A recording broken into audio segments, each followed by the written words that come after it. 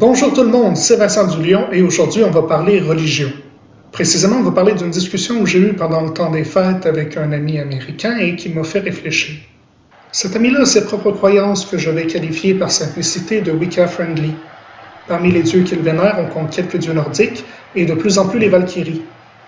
Comme il sait que je suis Eden, il m'a posé quelques questions sur ces figures-là et il a fini par me demander si, en tant qu'Eden, je me sentais insulté par sa manière de vénérer les dieux, si sa manière d'entrer en contact avec le divin me semblait inappropriée ou pouvait, selon moi, insulter les dieux.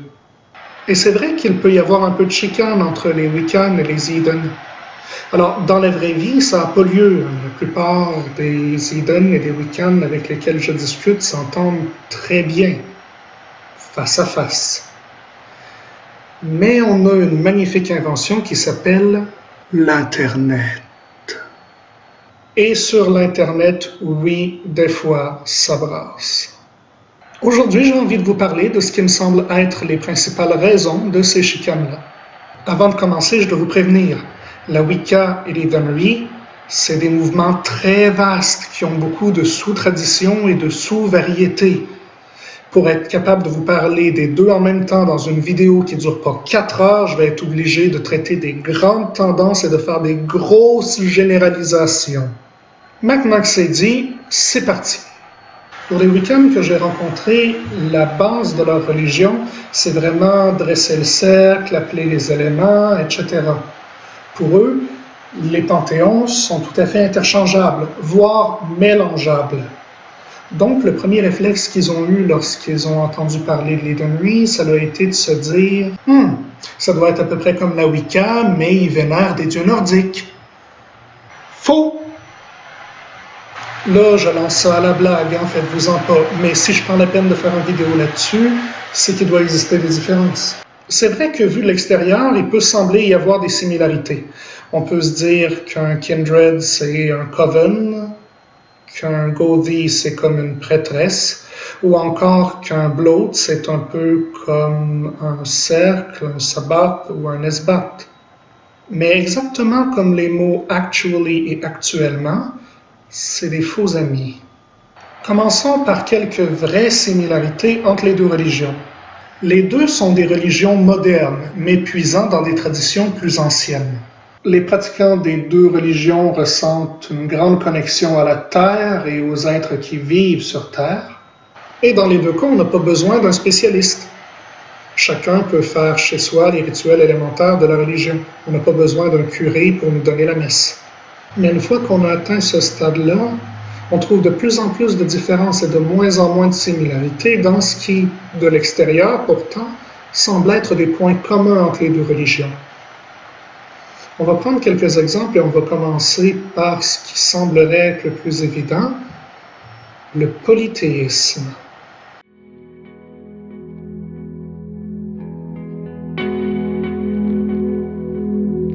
Dans la Wicca, comme dans l'Edenerie, on vénère plusieurs dieux. Encore une fois, c'est des généralités, des grandes tendances, parce que des gens qui ne croient pas du tout que les dieux existent, il y en a dans les deux religions. La différence se trouve dans la manière dans laquelle on va croire en ces dieux-là. Dans la Wicca, traditionnellement, le divin, il est polaire, c'est des polarités. On a d'un côté un grand dieu et une grande déesse, qui représentent des aspects opposés et complémentaires de l'univers. Et beaucoup de leurs rituels tournent autour de l'union ou de l'équilibre de ces polarités. La tendance générale, dans la Wicca, c'est de considérer tous ces dieux et ces déesses-là des anciennes croyances polythéistes comme étant des aspects du dieu et de la déesse respectivement.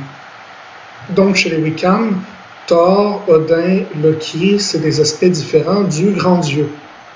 Une autre interprétation très populaire dans la Wicca, c'est de représenter les dieux un peu à la manière de Carl Gustav Jung, c'est-à-dire comme des archétypes, des représentations de parts de la psyché humaine. Chez les Eden, on a beaucoup plus tendance à être littéralement polythéistes. Pour nous, les dieux, c'est des personnes.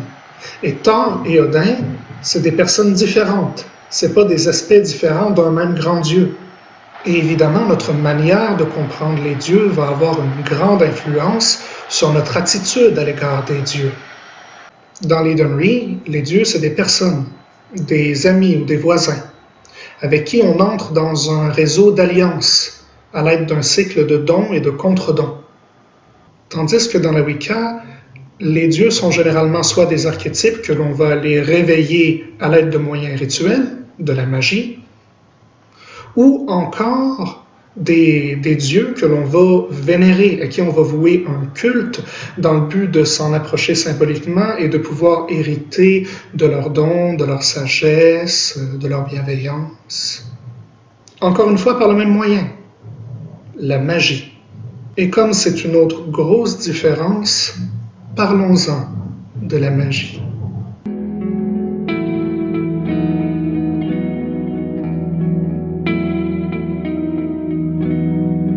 La magie ou sorcellerie est très pratiquée à l'intérieur de la Wicca.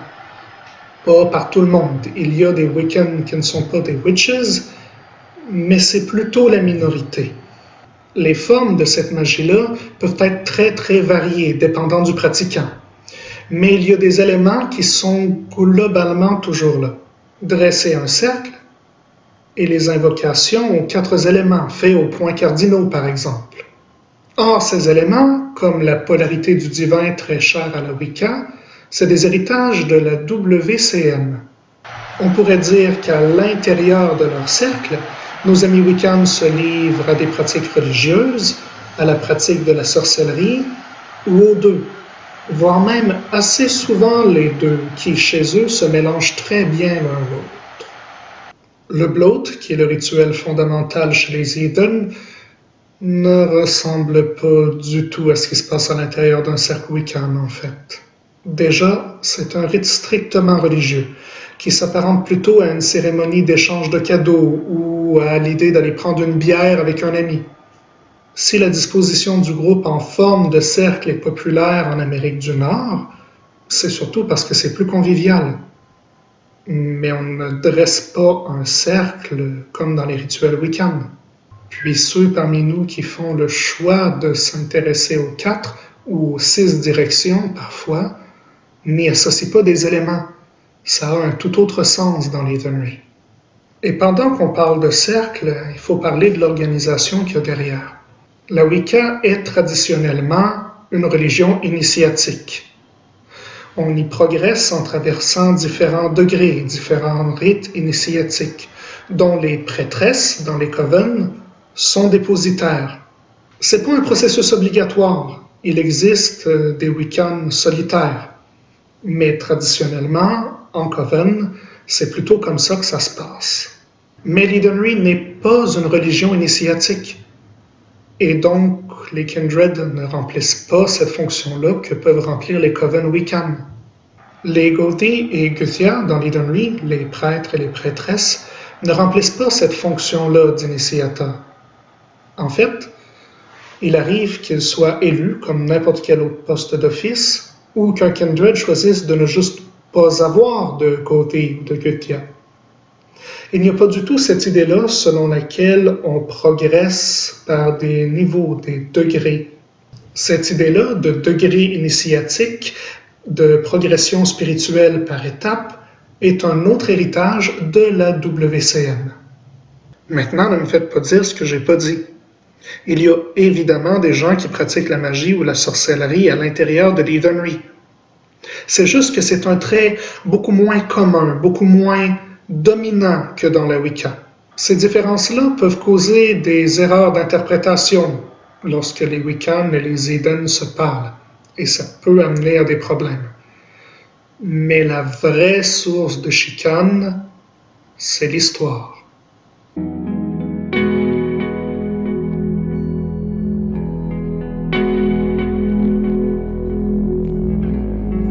Un autre point qui unit les deux religions, c'est leur rapport à l'histoire. Il se trouve que comme l'ensemble des religions néo-païennes, les deux mouvements s'inspirent de cultures plus anciennes et ont des revendications historiques. Ils y arrivent plus ou moins efficacement et leurs erreurs sont souvent dues à l'influence du courant romantique. En gros, les Wiccans se revendiquent d'une très grande richesse culturelle. Ils vont puiser du côté des Gréco-Romains, des Égyptiens, ils vont puiser du côté d'à peu près tout ce qu'ils peuvent. Mais une tendance générale, c'est de s'intéresser beaucoup au monde celte et de s'identifier beaucoup aux Celtes. Du côté des Eden, on s'intéresse plutôt aux Nordiques, c'est-à-dire aux Scandinaves ou aux Germaniques, et c'est tout. La question est réglée. Non, évidemment que c'est pas aussi simple que ça, sinon ce serait pas une cause de chicane aussi monumentale sur les internets. Si les deux s'intéressent aux cultures anciennes, le regard qu'ils portent sur leur sujet est très différent. Mes amies Wiccans, lorsqu'elles s'intéressent aux cultures anciennes, s'intéressent surtout à la mythologie et aux symboles. Et leur rapport à l'histoire et à la recherche historique est plutôt celui du ressenti. C'est ce qu'elles peuvent ressentir, ce qui va émotivement, mentalement leur sembler juste, qu'elles vont prendre et utiliser. Ce qui est tout à fait logique lorsqu'on prend 2 secondes pour se rendre compte que leur but n'est pas de reconstituer une religion historique. Dans l'Edenry, on a un mot pour ça, UPG. Et généralement, ceux qui se basent là-dessus pour orienter leur pratique sont plutôt mal vus. Les Eden ont beaucoup plus tendance à se concentrer sur la lecture des textes d'époque ou sur les résultats de travaux académiques, comme ceux des historiens ou des archéologues, par exemple. Les Eden ont tendance à réfléchir en termes de quelles sources sont documentées et à quel point elles sont fiables. Les Eden ont aussi tendance à hiérarchiser l'information en fonction de sa fiabilité. Donc il y a une place pour le UPG dans l'Edenry. Mais généralement, une distinction très claire est faite entre ce qu'on peut attester à l'aide de sources ou de la recherche et nos inventions plus récentes, contemporaines. Donc, une personne qui débarque chez les Eden et qui n'est pas capable, lorsqu'on lui demande de citer ses sources, risque beaucoup de se faire rire de sa gueule ou de se faire donner un cours d'histoire et de se faire recommander un paquet de sources anciennes ou de recherches plus récentes.